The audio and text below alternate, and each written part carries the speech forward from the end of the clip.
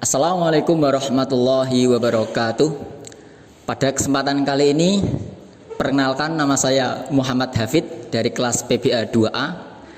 Untuk kesempatan kali ini saya akan menjelaskan mengenai pembahasan yaitu Makiyah dan Madaniyah pada surat di dalam Al-Quran. Sebelumnya, Makiyah dan Madaniyah itu dalam arti garis besar adalah pengelompokan atau memvariabelkan surat di dalam Al-Quran berdasarkan waktu dan tempat. Namun para ulama mempertegas bahwa dalam penggolongan Makiyah dan Madaniyah itu tidak hanya dari satu perspektif. Para ulama menjelaskan bahwa terdapat 4 perspektif di dalam mengetahui bahwa surat di dalam Al-Quran itu Makiyah atau menyandang predikat Madaniyah. Kalau di sini bisa dijelaskan bahwa Makiyah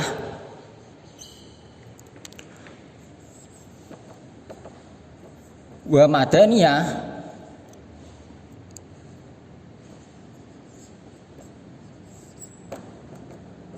itu mempunyai 4 perspektif. Yang pertama dari zamanun nuzul.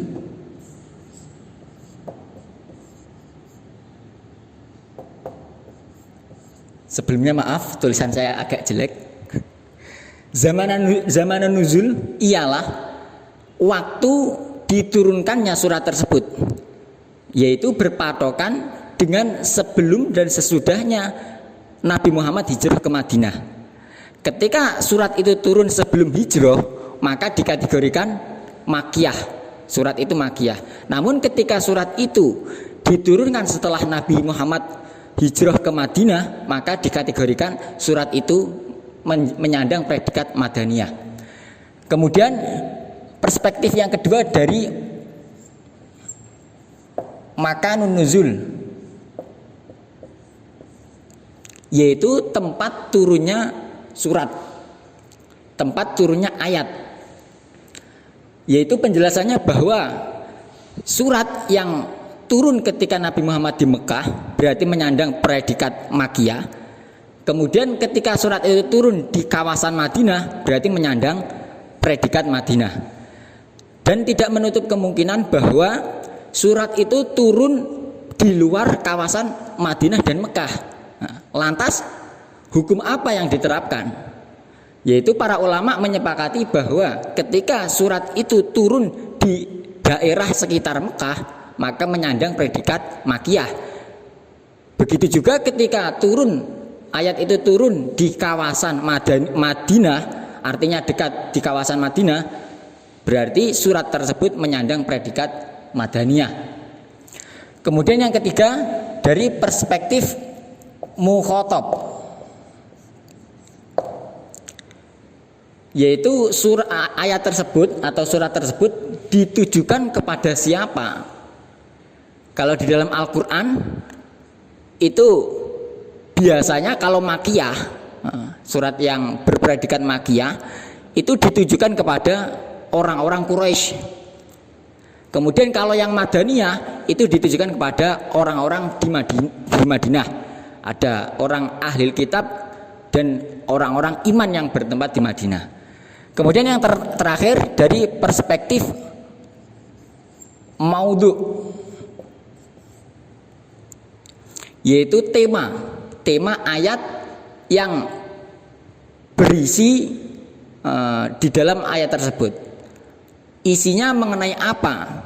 Nanti akan saya jelaskan lebih perinci mengenai maudhu, yaitu di dalam karakteristik Makiyah dan Madaniyah. Nanti ada penjelasannya bahwa dari ciri-ciri Makiyah dan Madaniyah itu ayatnya biasanya mengandung apa, temanya apa, nanti dijelaskan. Kemudian dari 4 perspektif ini yang lebih kuat di dalam mengambil Makiyatu surat dan Madaniyatu surah, yaitu adalah yang pertama. Itu lebih kuat, yaitu dari zamanun nuzul. Entah itu sebelum Nabi hijrah ke Madinah atau setelah hijrah ke Madinah. Para ulama sepakat bahwa zaman nuzul itu adalah perspektif yang terkuat dari keempat perspektif ini.